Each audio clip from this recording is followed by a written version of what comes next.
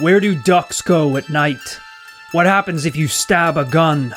All of these questions you can find the answer to on This Paranormal Life. Hey, welcome everyone. Welcome to This Paranormal Life, the comedy paranormal podcast, where every week we investigate a brand new paranormal tale and come to the conclusion as professional paranormal investigators as to whether or not it is in fact true or false. My name is Roy Powers. I'm going to be your host for this week. And this guy across from me is Kit Greer, my paranormal partner in crime. Very glad to be here. Interesting question right off the top. Do you think they're like up to something or something? I don't know. I've just never seen a duck at nighttime. So yeah, but I mean, there's a lot of animals I haven't seen at nighttime. I mean, like, I think any animal suspiciously hanging out in a street corner at nighttime, if there was like, you were walking home and there was like 6 dogs, obviously up to something. Yeah, that's pretty suspicious. Yeah. The only thing, you got to worry about ducks because, look, those little motherfuckers can walk, swim, and fly. Right. They've mastered all 3 modes of transport. They're like the military, land, sea, air. They've got all bases covered. The next thing is mastering nuclear arms. Yeah. So it's just something to keep an eye on. I don't know where they go at night. I think we should all be aware of that. Is it North Korea? That's all I'm saying. Who knows? Well, Kit, I'd like to welcome you and everyone listening to this episode of This Paranormal Life to what could possibly be one of our most interesting and terrifying investigations yet. More terrifying than the haunted Toys R Us store? Way more haunted. Double it. Triple it. More haunted than or more terrifying than the money pit? Is there anything scarier than sinking money into a bottomless hole? This story will make you seek refuge in the money pit. This is a lot of talk, so I'm interested to see where this goes. This is a case that not only exists in the world of the paranormal, but possibly resides in the subconscious of every human on Earth. We're talking about ducks, my friend. Where do they go? This is the first time in this podcast history we're actually going to answer a question from the beginning. From the very start. Why is no one asking this? Where the do they go? Today we're not only going to be talking about sleep paralysis, but also shadow people, and one entity who stands out above all the rest. Now I will say, I do know that we have some listeners who have experienced sleep paralysis before, and this is no joke. This is a comedy podcast, and it will be lighthearted. There'll be some, jokes thrown in there. Some ha-has. But there will be some creepy storytelling. So if it's something that could bother you, I would say either proceed with caution or maybe skip this one out. Holy, you're giving people the disclaimer? This is the first time we've ever put a disclaimer. Usually we tell them to go themselves. This time we're having to protect our audience for just how friggin' spooky this might be. Holy damn. Look, there's no time to dilly-dally. Let's just get into the story. Sean Green lived in Beaufort, South Carolina, and was no stranger to sleep paralysis, having experienced it many times in his life. But it wasn't the paralysis that he struggled with. It was what he saw as he lay there, unable to move. One night, Sean awoke in his bed, slowly opening his eyes to see the dark room around him. He tried to move his body, but it wouldn't respond. Unable to move, Sean flutters his eyes, glancing around the room. It's dark, but he feels like someone is watching him. In the far corner of the room, he can make out a figure, small and black, crouched down. Unable to speak or move, Sean watched in fear as it slowly begins to rise. Then, without warning, the figure shrieked and ran at him, grabbing him by the neck. Sean tried to scream, but nothing happens. He went on to say, "Horror films don't do anything for me anymore, because what I've seen is even more terrifying."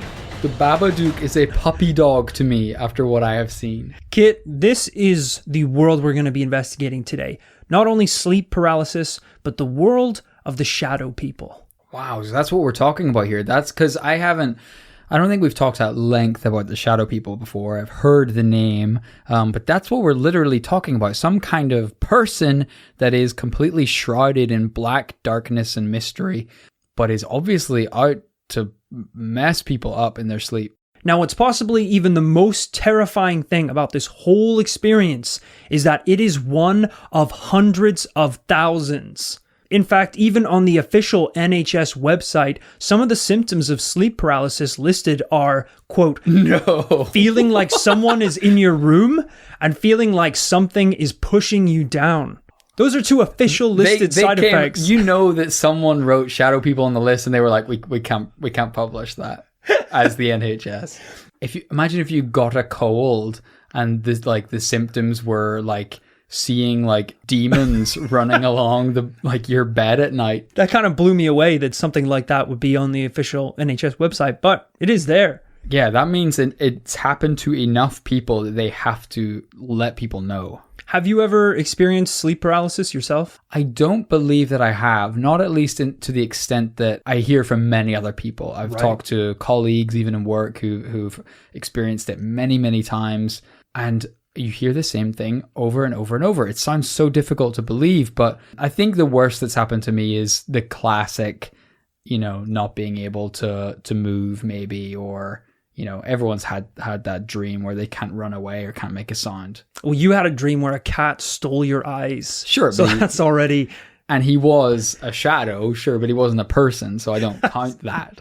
What about you? I've never experienced sleep paralysis. The closest I've ever got to seeing shadow people was, I think, when we were doing a charity video game marathon, and I stayed up for, I believe, somewhere close to 43 hours. Yeah. Without sleep. And towards the end of the stream, in the kind of the edges of my vision, I was seeing human figures. Yeah. And every time you glanced, they were gone. The other weird side effect was other people's voices were all auto-tuned. Everyone sounded like T-Pain. It was really strange. So, I'd just be like playing games sitting there, and my brother would just be like, Rory, I'm going to the fridge. Would you like a Coca-Cola? And you're like, you gotta cut that out, bro. You're freaking me out. The shadow beings don't like it. Wow. Yeah, I think I mentioned on the podcast before, I've definitely had that driving late one night, very long distance, and I saw a straight up lion. A giant one, by the way. This is borderline Simba's dad in the sky size lion. But on the ground? Or was he in the clouds? He was in the hedges. Okay. He's like, give me your eyes. Not What's again. with these cats, man?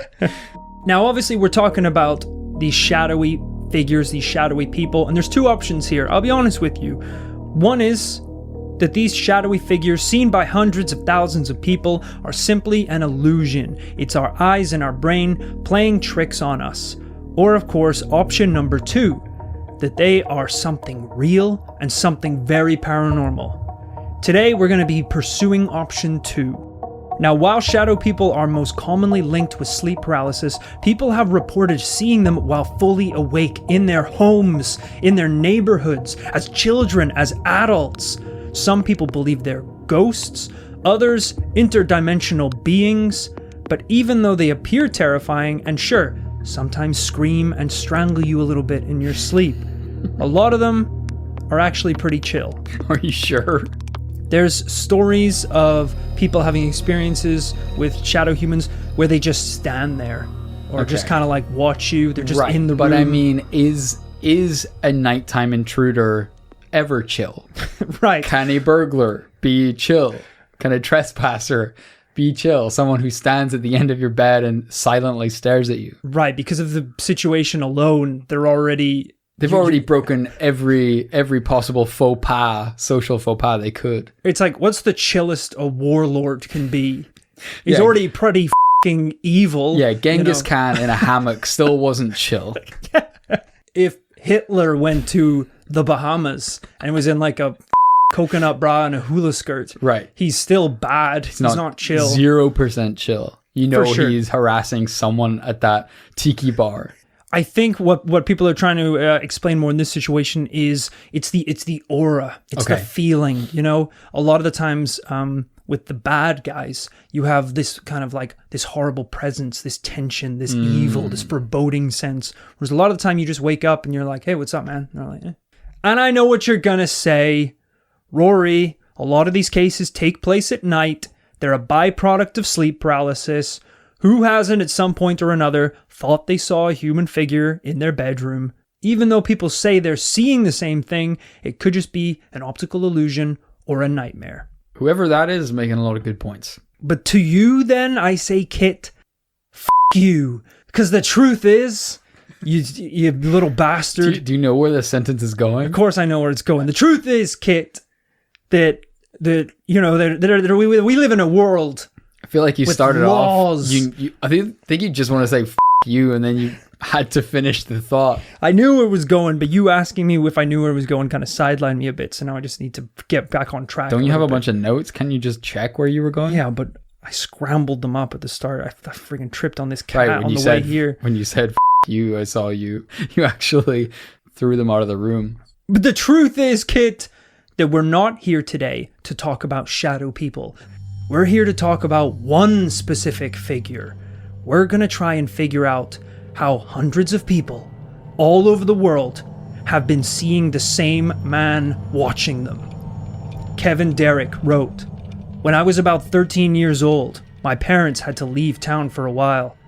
I assured them I could take care of myself, and if anything happens, my grandma lives 2 blocks down the street.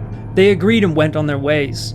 So I'm getting home from school one day, and I decide to kick it in my room and play some games for a while. I'm playing online for a couple hours, and I'm really getting into it. Beating on all these noobs, racking up the points. Then I hear something, footsteps in the hallway outside my room. Not just any footsteps, but loud ones, like someone was walking in heavy boots. Goosebumps immediately spore my entire body. My parents for sure weren't coming home for another few days, and no one has a key to the house. I made sure to lock all the doors prior to this because my mom made it a habit for me to lock up every night and morning. I hear the footsteps getting louder and closer to my room. Mind you, I had my door closed and locked at the time. Thoughts began racing in my head. Am I being robbed? Is this a home intrusion? I grabbed my baseball bat and headed to the door. Then all of a sudden, the footsteps stopped and began slowly heading the other way. I crept open the door, and there it was. Shivers are running down my spine as I type this. I've never seen anything like it.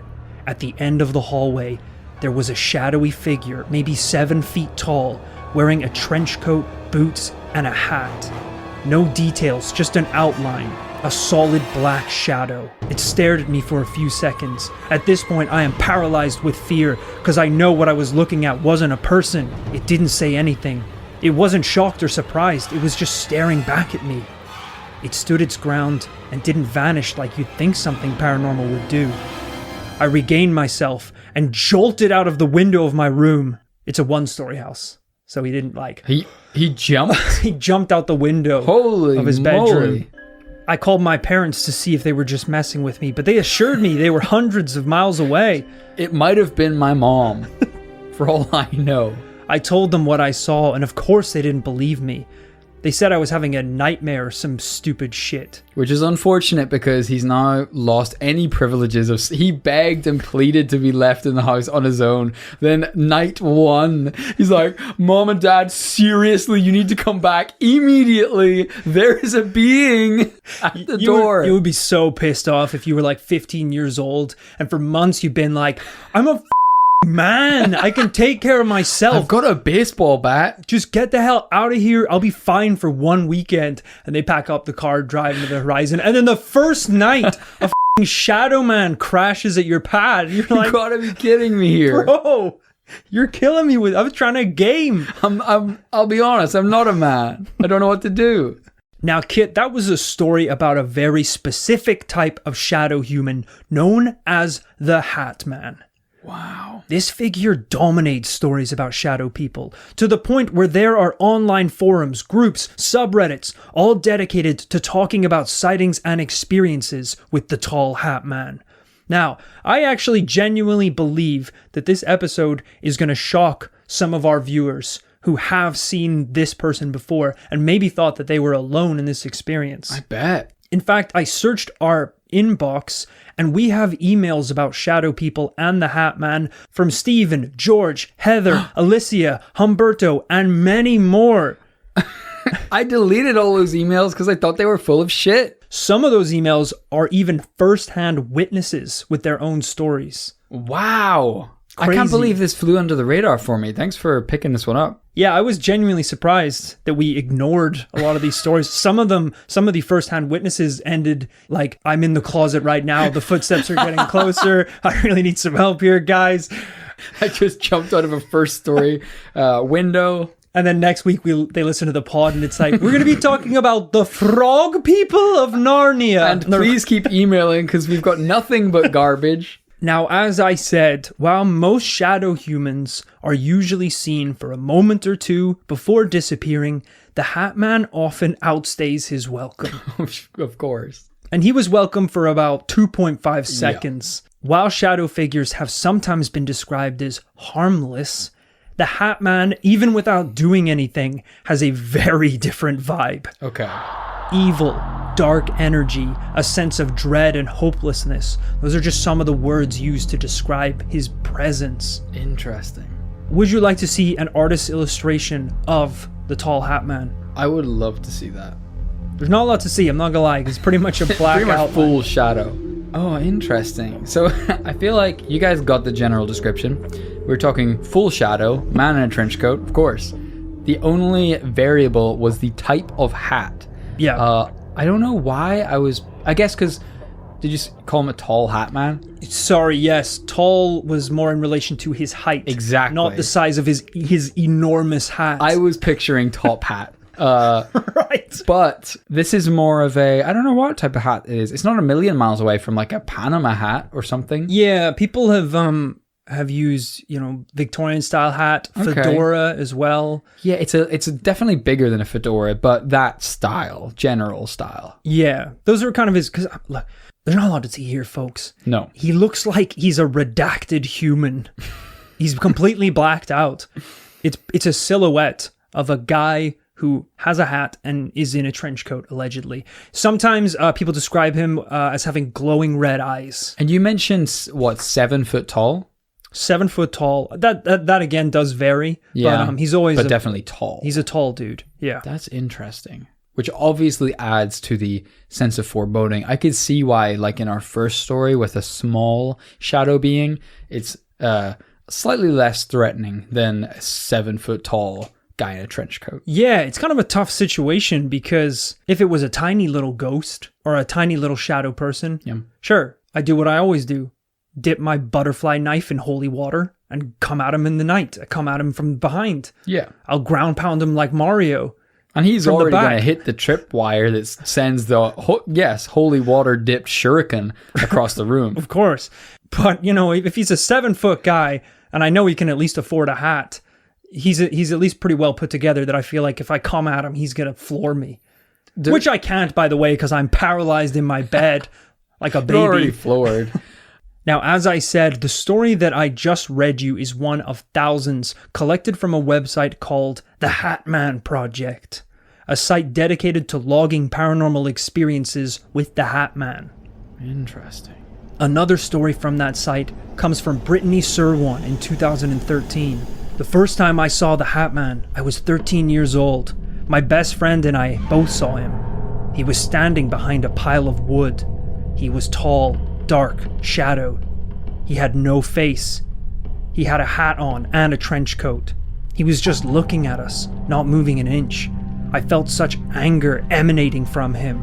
My best friend and I just stood there, not knowing what to do, as this man slowly turned and walked away from us. After a few feet, he disappeared in broad daylight, as if he stepped into another dimension. A year later, while lying in my bed reading, I felt the urge to look towards my closed bedroom door, so I did. Standing there was the same man from before, gazing at me.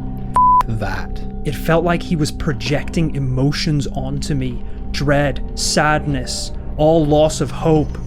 He stood there for what felt like forever, but then finally he disappeared. Now at the age of 22, I have seen him 2 times in my apartment, once in my living room and once in my bedroom. It was the same as before, as if he was just dropping by to remind me that evil exists, trying to put fear in me, telling me that bad things can and will happen. I've seen many ghosts in my life, ever since I was a small child. I've met the angry ones, the nice ones, The ones that don't even know that they're dead. Wow. Which we hadn't actually come across, I think, until last week. I didn't realize that was a thing. Apparently some ghosts don't know they're dead. Yeah, which... Look, I'm not a ghost. Maybe I am. I don't know. That's the problem. But I feel like there's a couple telltale signs. Sure. If you're eating food and it immediately falls out of your ass, you're either a ghost or you need to go see a doctor. But we don't know what the catering situation is in the afterlife. There may be ghost food and it may be incredibly realistic. That's true. All right, we need to know. If you can walk through walls, you're probably a ghost. You're not normal at the very least.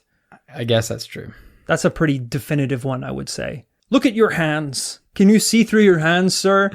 I guess half of our audience are just realizing they're ghosts right now. I guess now that I think about it, I haven't talked to anyone in 200 years. I've only talked to you, which which means that we are probably both ghosts. Yeah, that makes sense. That figures. Yeah, our podcast isn't available on iTunes. People only hear it because we are in everyone's bedroom at night. She goes on to say, and no, I'm not crazy. I know this for sure because of the time I saw the dead family in my sister's house. That doesn't explain anything, Brittany. Of all the things I have seen and experienced, of all the angry spirits I have encountered, this man frightens me the most. I do not believe that he is just a ghost. He is something far worse. He is perhaps a demon. Now, there are stories of the Hat Man appearing at night. During the day, as a dark silhouette with glowing red eyes, he's appeared alongside other shadow people as if they were his henchmen. And in one story, after a witness tried to get a closer look, he took off at 25 miles per hour on foot. What? Took off like Sonic the Hedgehog, rolled away in a ball of lightning. I think it's kind of crazy that a lot of people have had paranormal experiences where they see the shadow people during sleep paralysis, but a lot of the stories that I saw about the Hat Man really weren't to do with sleep paralysis. People were seeing him like out in the wild. People were seeing him in their living rooms while they were watching TV. I mean, that son of a bitch was just playing games and he was walking down the hallway. It's terrifying. It really freaks me out. Yeah, I mean, the fact that that woman apparently with her friend saw him outside hiding behind a stack of wood, it's like he's in places where shadows don't necessarily live. Yeah. Like, I get it if it's always in your house at night. If he's outside once, like, he's free. He is not confined. Yeah, a lot of the time we talk about ghosts and it's, the same old story. Yeah. The ghost is here because he was killed on this rock 200 years ago. The Hat Man has a paranormal passport. He can fast travel anywhere he wants. He has boots and they're made for walking, folks.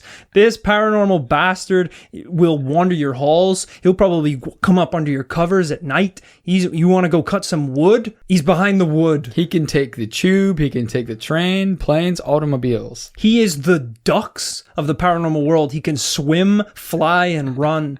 It's terrifying. And he loves bread. Did I mention that? He actually loves bread. Now, one of the cool things to note is that people have had experiences with the Tall Hat Man and shadow people all over the world. It spans almost all countries over generations. The ancient Greeks called them shades. In Korea, it's referred to as Galwi Nullum. And in Vietnamese culture, it's called Bong Dae, meaning held down by a shadow. Whoa. It's kind of crazy that this sort of thing has been going on for so long. I mean, there's like ancient medieval paintings of people who are suffering with sleep paralysis with like a little imp.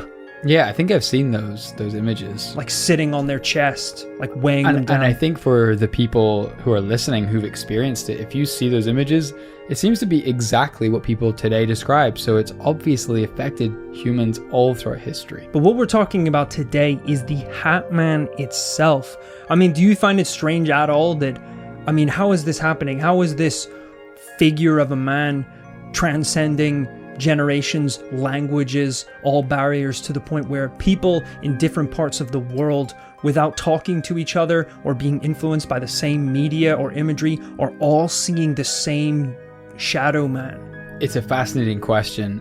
and it's something that one of our accounts threw up the possibility there that they suggested some type of demon. Yeah. There are, of course, a number of possibilities. Is this a demon? Is it a run-of-the-mill ghost? Is it, as someone suggested, some sort of interdimensional traveler? This is maybe some kind of literal being that is not of our world, but has the ability to just, like ghosts can go through walls, they can just walk through the fifth dimension from wherever they came from. Yeah. Maybe we just don't have the biological apparatus to understand what they look like, so we just see a shadow. Yeah. Granted, they still have hats.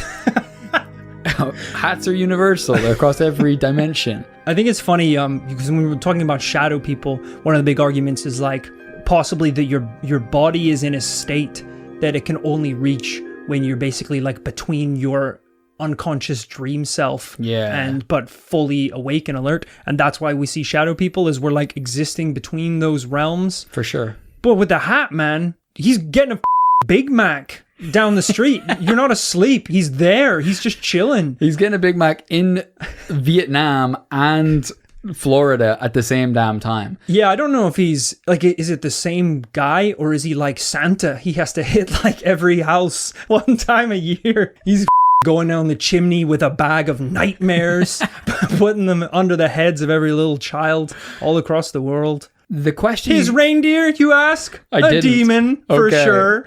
The question you posed about how is it possible that people of all cultures all over the world have seen the same thing. Eggnog, you said? Forget about it. I did not. He drinks the tears Does of Santa the even lost. like eggnog? I thought he likes milk. I don't know. He's pretty fat. Well, I think he eats something, drinks something pretty fruity or eggy. That's what eggnog is, right? Sorry, I feel like I'm interrupting the story a little bit. I I just wanted to make sure that you little. knew all the comparisons between him and Santa Claus. I feel like you still have a couple more in you, so do you want to just get them out of the way before we continue? Honestly, I think I'm done. Okay, well, that's great. So we've got the reindeer presents. Okay, we're good. I think Yeah, that sorry, wraps yeah, up. go ahead. The eggnog, of course. Yeah, the eggnog. So one of the possibilities... But instead of elves, sorry, instead of thought you little... said you were done. Yeah, I thought I was, but I forgot about the elves, obviously. Instead of elves making toys, Right. all you see is the reflection of everyone you've ever upset. Sorry. Instead of elves making toys, do the elves exist, or you just see the reflection of everyone you've ever upset? Their face is like a black hole.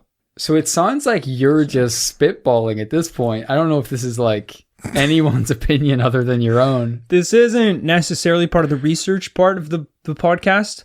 That's Okay. been very much concluded. I'm kind of spitballing a free flow of ideas here, which is equally important. And it does feel as though you've wrapped up the whole idea of the Santa that is actually the Shadow Man. Yeah. We've talked about all the different Yeah, we aspects. know. I think we're totally we've done covered now. all the bases. So just further to the point. Sorry, one last thing though. Tinsel is barbed wire. That's it. I'm done. Sorry. And he comes and he wraps around you because you're the tree and you've been cut down and you're alone in the darkness and you get wrapped in barbed wire. Sorry, done. The tinsel's barbed wire. That's it. And the baubles. And we're the tree. And the baubles on top. Right? Bombs. What does that have to do with being a shadow being?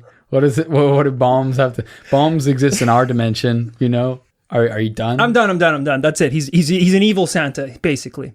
The fact that people from all over the world have seen the same thing, as you very carefully illuminated, the fact that they've come from all different cultures points to maybe one possibility that, you know, Carl Jung talked about the collective unconscious. This is the idea that all humans throughout history, we've all evolved from the same, something like 3,000 ancient humans who lived in continental Africa. And that through the millennium of evolving as humans living off the earth, in our subconscious today, we are all united by the same concepts. We all have, it's like the tarot cards that we've shown on the podcast before. Yeah. All humans, regardless of race and creed, have a concept of victory, loss, pride, judgment, kings, queens, emperors, spiritual leaders. Right. This is the firmware of the human supercomputer.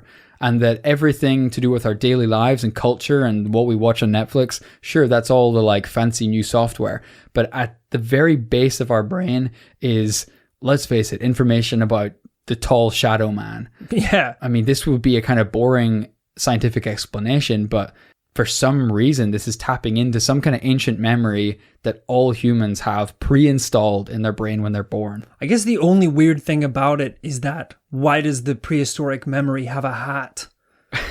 That's kind of the question that, you know, if it is something that's just like engraved in human beings pretty much since they existed from the dawn of time, why does it have a hat? So I have a personal story to illustrate some of this point. And this is a mystery that I have not yet answered. Is this a personal paranormal story that we haven't heard on the podcast yet? It is. Wow. All right. Hey, let's do this. This is very exciting. As someone who has taken many psychedelic drugs, absolutely, I had one experience where I took ayahuasca. People, we might have talked about it on the podcast before. This is a extremely ancient South American shamanistic psychedelic, which they take in healing ceremonies that sometimes last days. And basically you imbibe this jungle juice and in a kind of very reverential fashion. And not to be confused with special juice, which right, of course makes baby shit. Poo poo. This is jungle juice. Which actually, now that I say it out loud, it does make you vomit and shit everywhere. But it most famously causes incredible psychedelic visions, and people take this to kind of learn about themselves, about the world around them, and hopefully communicate with Mother Nature on some level. I did this. I saw through the layers of the Matrix. I took the red pill. I journeyed from this dimension to the 11th and back again. But on my travels, I was upset and disturbed at one point because I was visited by a joker, a jester. This little guy was like practically in his little... the hat with the bells. He had the hat with the bells. He had the big like clown makeup. He had the whole jester outfit. And he was delighted to see me. I was not delighted to see him. And he's boinging back and forth, his head boinging towards me like out of a cartoon. That's a real fine line. Clowns and jesters, you know, they're always dancing on that precipice of being very funny and nightmare fuel. And that, it was really more the latter. So I experienced He had a gun and he was pretty forceful at where he wanted me to go. My wallet. It was the shaman in the ceremony ganking my stuff. You drank tap water and he arrested you. I drank a glass of tap water. He beat me over the head with a boot and took my car keys. That little psychedelic trickster. You drink half a cup of Red Bull and you're like, I see God. Vomiting everywhere. I shit myself. It's like, that was just water we give you before the drug. At some point, the jester left and I was able to enjoy the rest of my experience and have some pretty interesting revelations. I didn't think too much about the jester that I saw. I thought that's a little weird, but I guess I grew up in the era of the 90s and the 2000s. I've seen many, many children's cartoons, movies. The jester is just a popular image, I guess. Yeah, it's got that Punch and Judy vibe to it. It could bury itself into your subconscious. And then I think I was listening to the Joe Rogan Experience one time, and he basically word for word described my experience. The jester? He described smoking DMT, which is actually the active compound within ayahuasca, and seeing the jester and it creeping him out and the jester bouncing back and forth and laughing at him.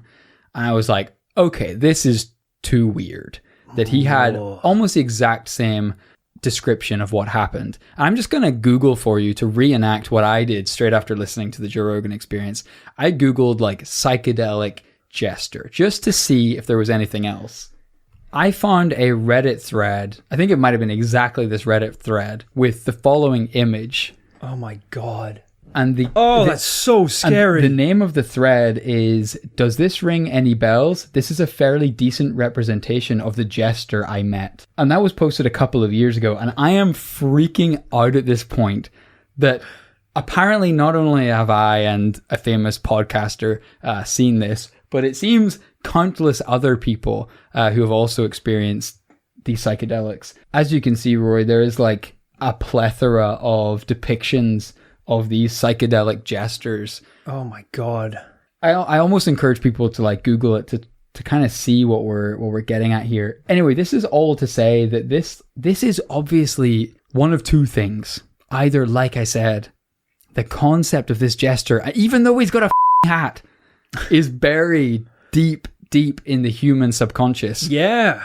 Or this little bastard is an interdimensional traveler. Either way, either option is pretty paranormal. Damn paranormal. Either it's a creature or an image that basically resides in every single human that can be triggered, or he is a little time-traveling interdimensional jester. Because it is one of the more like paranormal explanations for what goes on when people take ayahuasca, when people take DMT, is that they are not just, putting a spoon in their brain and swirling it around and seeing what happens, seeing what colors they can see, but rather that you are scrubbing clean your third eye and being able to view another dimension. Would you ever try it again, or is it one of those like one and done sort of experiences? I don't want to encourage anyone to do it, but I think I probably would. People have said it best when it's the only drug in the world that makes, the more you do it, the less you want to do it. Right. Like, I think I did that around probably 3 years ago, and then I stopped drinking for 3 years straight. I was scared sober. Forever. I remember talking to you after you did it, and I was like, well, was it? Because I have such a limited knowledge of it. I was like, was it good? I remember you saying, well, I'm not afraid to die anymore. And I was like, oh, that's good, I guess. My eyes are completely black. I don't know. I think I'd like to try it. It's illegal, right? Is it illegal? Very. Oh, everywhere? No, you can't go somewhere? And to be fair, you can, which of course is what I did, ladies and gentlemen. It's legal in certain countries. Oh. I think like you can probably do it in South America, Netherlands, different places. Hey, I say we just blast off, start the Zoom, record a podcast, just telling everyone what we see. Just us screaming for 90 minutes. So I don't know what this all says in relation to the shadow people, but I guess what I'm saying is I have experience of this shared collective vision of an unknown entity. That's pretty good. That's exactly the paranormal evidence that we were looking for. Another case possibly where, a creature or some imagery is burned into humans across the world. I've had my own experiences, equally cool. I smoked a ton of weed once and ate a whole bag of Cheetos, family size, by myself.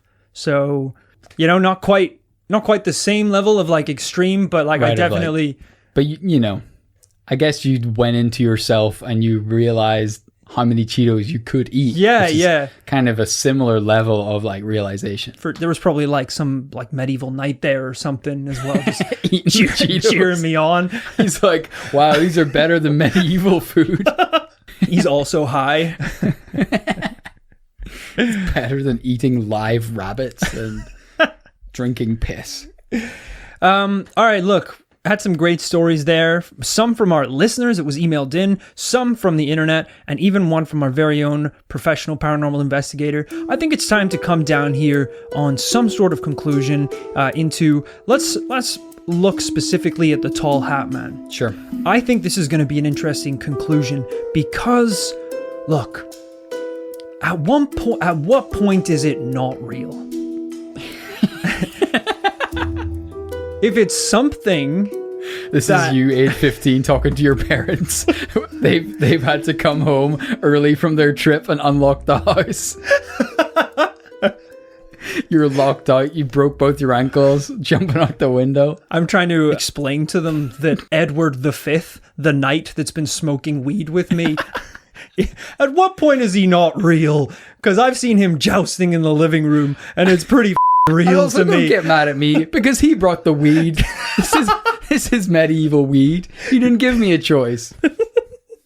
At what point is it not real?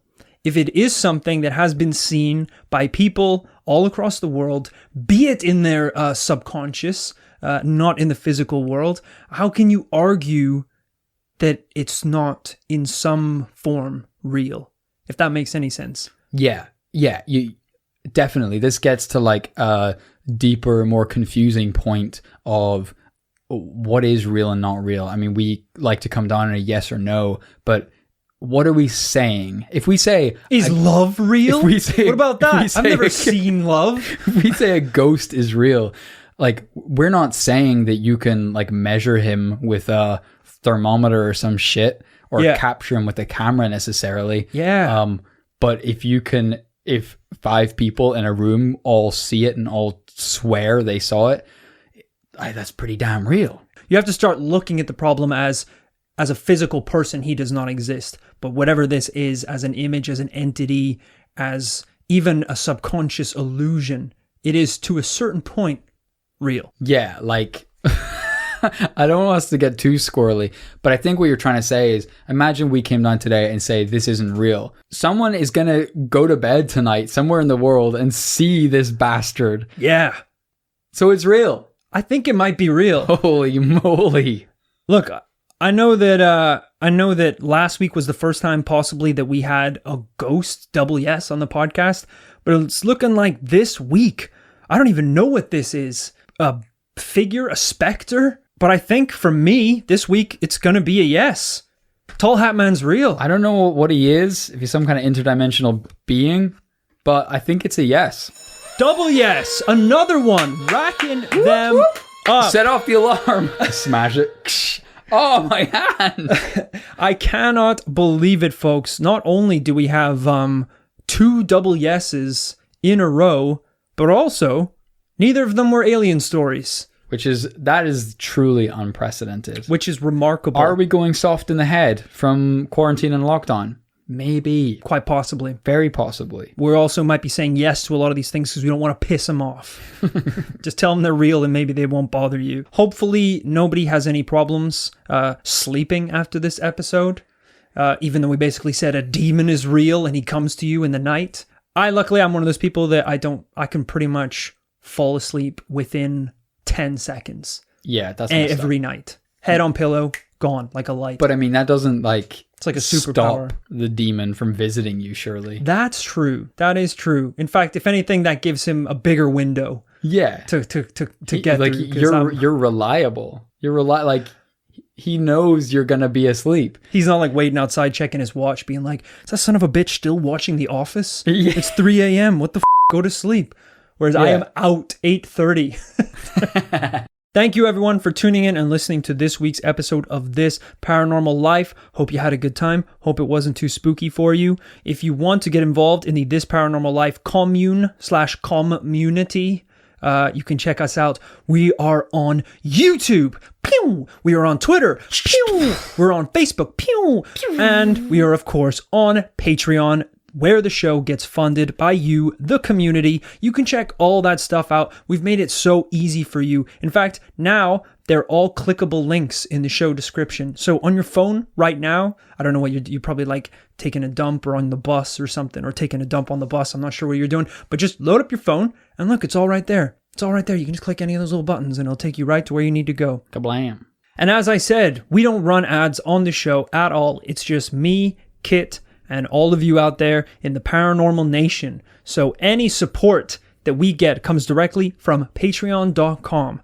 You can get some sweet rewards over there, like bonus episodes where we talk about the shit that is too hot, too classified, too frankly criminal and offensive to talk about in this open RSS feed. So we got to lock it down with some cash.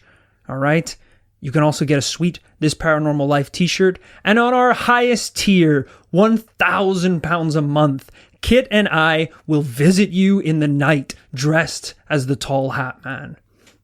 You do have to provide the hat. That is an additional tier, and the outfits granted, and the all expenses paid. The trip travel and everything. Yeah. Also, make it easy for us, like leave a key under a rock or some shit, because the last house we went to, there was a bit of a miscommunication. He said he could only do Wednesdays.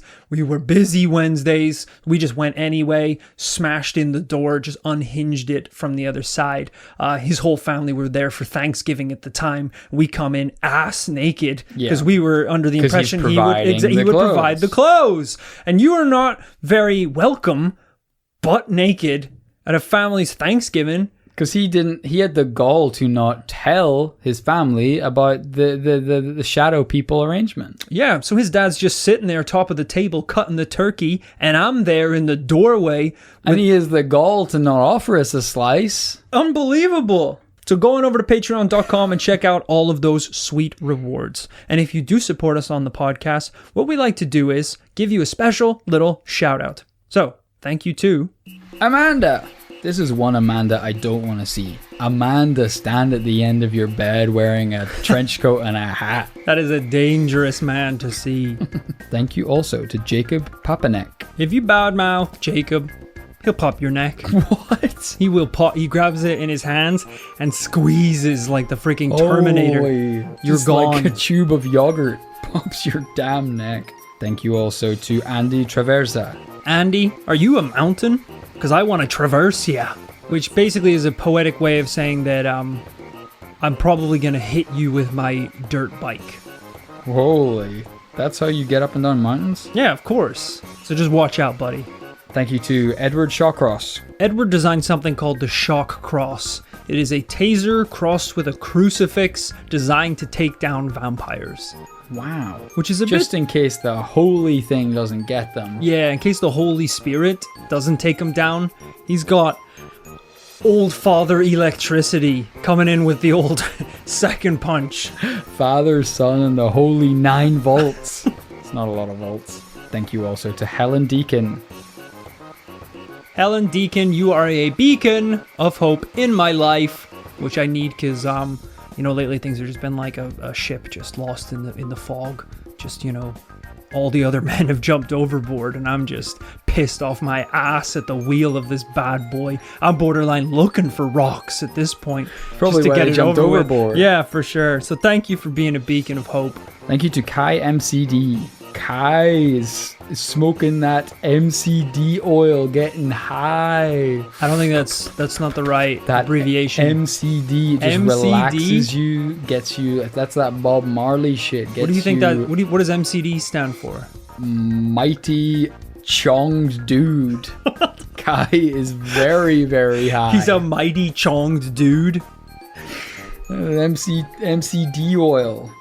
Doesn't that get you high, Kai? That oil, man, it marvelously cranks my dong. The only thing worse than a massively chonged dude. Thank you to April Nichols. April Nichols has got the tickles, but don't tickle her or she'll die. What? Why? Is that she's a medical? allergic to. It's a very, very allergic to tickles. Very, very rare medical condition. If she so much as a feather drifted past her armpit, every bone in her body would break instantly. Are you sure she's not allergic to feathers? That could be the ducks, actually. That could be the ducks. Thank you to Matthew Tweddle. Matthew Tweddle from Tweddle's Medals. We've obviously recruited him for the Paranormal Commune. Some of you have complained about the amount of radiation emanating from the what we're all calling right now unofficially the secret bunker. Yeah. All right, we need to address the glowing neon elephant in the room. All right, and that is of course the secret bunker. It's not very secret anymore, granted. Radiation levels are going to drop. We got the metal expert coming in. It's going to be boarded up. So partially because so no one can see it anymore, but also to keep in some of this alleged radiation. He will be wearing a hazmat suit, but that does not mean that it's radioactive. No, we don't all need one. It's fine. Just him and sure, if me and Kit have one as well. To make him feel comfortable. Yeah. Sure. Look, I'm actually jealous. Y'all are the ones going to get some dope-ass mutant powers. All right? So you're the lucky ones. Radioactive. Yeah, of course it's radioactive. It's glowing like a rave glow stick. Thank you to Mary. Mary is one of 3 siblings. Mary and kill Jesus. 3 little girls, all born to the same freakish father and mother. I don't know why you would call your second born and your third kill. Mary got off, you got off pretty lucky, actually. Thank you to L of Earth. L of Earth definitely sounds like a suspicious name that an alien might give themselves Right. to blend in with humans. To make it really seem... You seem to be very defensive that you're from Earth. You shouldn't have to include that in your name. We already assume you're from Earth. If you have a name Of course, yeah. on the Patreon account. Thank you to Cassie. Please, everyone, welcome to the commune. Cassie from Tallahassee. Welcome, welcome. A leading expert in radiation poisoning. Just coming by to just check out the place, see what's going on, have a little chat with the locals. Just stick some rods in the ground, usual kind of stuff. But she's gonna be here for a little while we sort out the bunker. So everyone, just give her a warm welcome. Nothing to do with it though. Just she was booked to come and visit on holidays anyway. I know we've never had a visitor before, but first time for everything. Exactly. And I said give her a warm welcome, but really, please do not touch her. Don't touch anyone. Don't touch us. Just keep distance from everyone and stay in your homes. Stay in your glowing green homes. Thank you to William Coppins. William Coppins is always gonna hop in. He's always gonna hop in and pop in the middle of the night. So if you're driving, whenever you want, you just be going to bed in the middle of the night and you just hear like the window open. It's like, hey, just thought I'd pop in. Yeah, going through a window, an unlocked window, is not popping in. I don't think that's a little weird. Gonna rethink that one, William. Thank you to Austin Check. Austin, you better Austin check yourself before you Austin wreck yourself. That's what he says because he's a stunt man. And he often wrecks himself. Austin often wrecks himself. He rarely checks himself.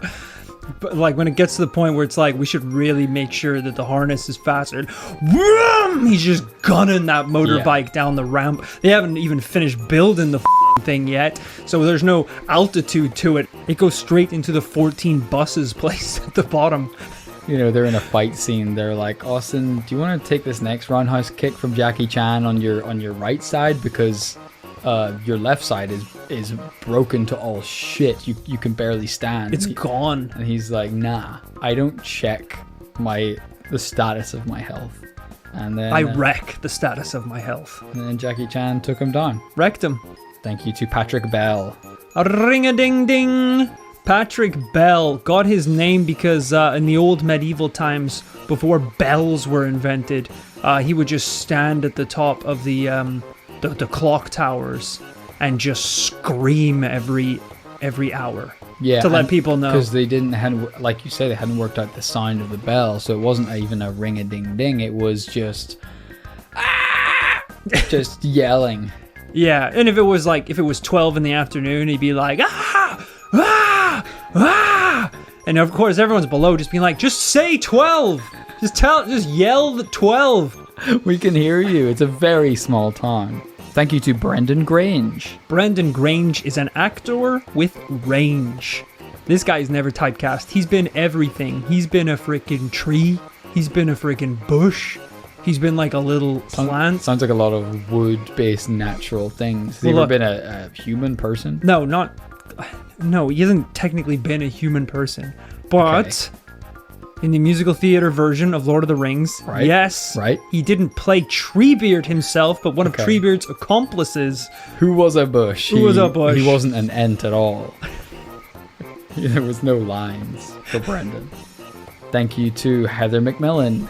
Heather McMillan is making a killing. That is because she is a nuclear physicist employed at the commune, just to check things out, to hang out, just see what the vibe is down here.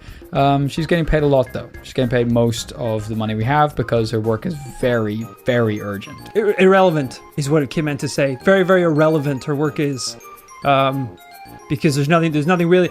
Her qualifications really play a very small part in the reason why she's here. She's here for obviously a love of the paranormal, not to her years dedicated to containing contaminated radioactive sites. That's just something that she does in her spare time, I play squash. Does that come up?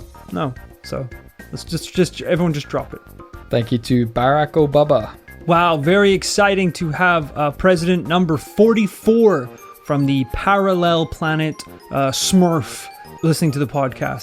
Smurf. Planet Smurf, not Earth. Earth. I have to ask. Yes? Do Smurfs live there? No. Right, because Smurfs aren't real. I knew that. But, Yeah. You know. It's just also... given the same name. It's pronounced Smurf. Oh. Alright, so this is a little embarrassing. You've kind of shown your hand in your knowledge of paranormal universes. Hopefully in one of those paranormal universes there's a smart kit, you know? So you're saying Barack Obama is the 44th president on the of planet Smurf? Smurf. Yeah. Interesting. And you should show him some goddamn respect. Thank you lastly but not leastly to Jeppe Hansen Marek. If it isn't Jeppe Handsome Hansen. Ooh, nice. Pretty much the most gorgeous man to ever be born on planet Smurf. Oh! That's right, I do know a little thing or two about the planet itself. Wow, I'm being shown up here. That is because he's the only man to be born on planet Smurf.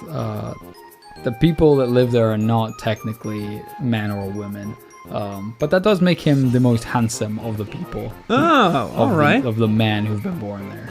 Does that mean Barack Obama's not a man? He's actually a Smurf. He's the only Smurf on Smurf. They were so blown away they elected him leader of the whole planet.